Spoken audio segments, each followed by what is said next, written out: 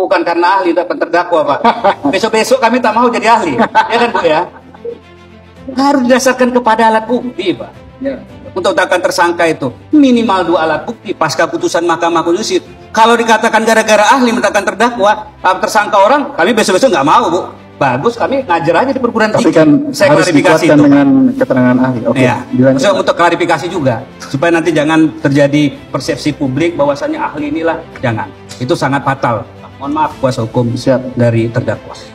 Dari poin-poin singkat yang tadi saya sampaikan, apakah pantas terdakwa RR ini didudukan sebagai terdakwa dalam perkara ini menurut ahli? Pantas, ya. Pantas, oke. Selanjutnya ya, lalu menurut ahli, kualifikasi mana yang masuk pada diri terdakwa RR?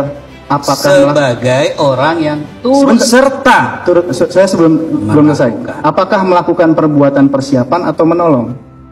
Oh, itu beda lagi, Pak. Oke. Itu 56, Pak. Nah, ini kita bukan bahas tadi 55-nya, Pak. Itu beda. Karena keterangan ahli ini kan yang salah satunya juga membuat terdakwa-terdakwa lain juga duduk di sini begitu.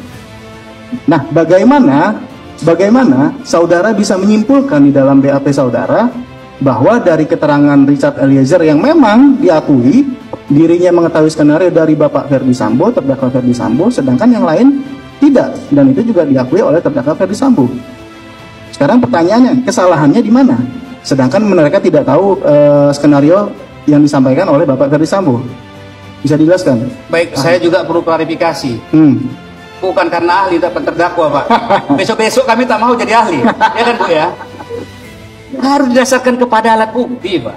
Ya. Untuk takkan tersangka itu minimal 2 alat bukti pasca putusan Mahkamah Konstitusi.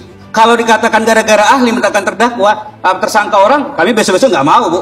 Bagus, kami ngajar aja di perguruan tinggi. Tapi kan saya harus klarifikasi itu dengan keterangan ahli. Oke. Ya. So, untuk klarifikasi juga supaya nanti jangan terjadi persepsi publik bahwasanya ahli inilah, jangan. Itu sangat fatal. Mohon maaf kuasa hukum dari terdakwa. Berkaitan ya, untuk melihat tadi berkaitan dengan kualifikasi ya, kualifikasi perbuatan tadi sudah saya jabarkan, Pak.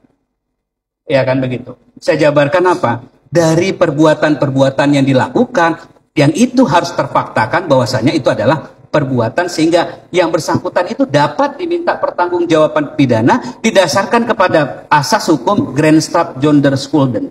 Tiada pidana tanpa kesalahan. Gitu. Oke. Mungkin sedikit lagi kalau untuk saudara ahli Alfi. Saya ingin bertanya, mengapa di dalam BAP saudara merumuskan konstruksi pasal 55 terhadap terdakwa RR bukan pasal 56? Ada alasannya, ahli? Pertama, berkaitan dengan kronologis. Kan digambarkan nih kepada kita. Ya kan? Plus pertanyaan. Kan begitu. Karena ahli bukan penyidik, Pak. Ahli bukan penyidik. Kalau ahli penyidik menemukan, waduh, hilang nanti. Pak JPU, hakim pun hilang. Jadi ahli penyidik semua. Nah, kita apa yang digambarkan itu kita jawab, Pak. Berkaitan Bapak katakan, kenapa 5556? Kita mengkualifikasi dari perbuatan yang dilakukan oleh masing-masing terdakwa itu masuk dalam kualifikasi. Saudara ahli masih ingat perbuatan mana yang saudara kualifikasikan sebagai memenuhi unsur pasal 55? Dari fakta dari apa ya, kronologis yang digambarkan ada misalnya itu kalau enggak saya harus enggak buat BAP ahli nih. Oke, berarti saat ini tidak ingat ya? Ya. Okay. Sesuai dengan apa yang di BAP ahli itu. Oke, terima kasih. Saya mau beralih ke saksi ahli Reni. Ya, Ibu. Mohon izin, Ibu. Waktu saudara tinggal 2 menit. 3 menit. Oh.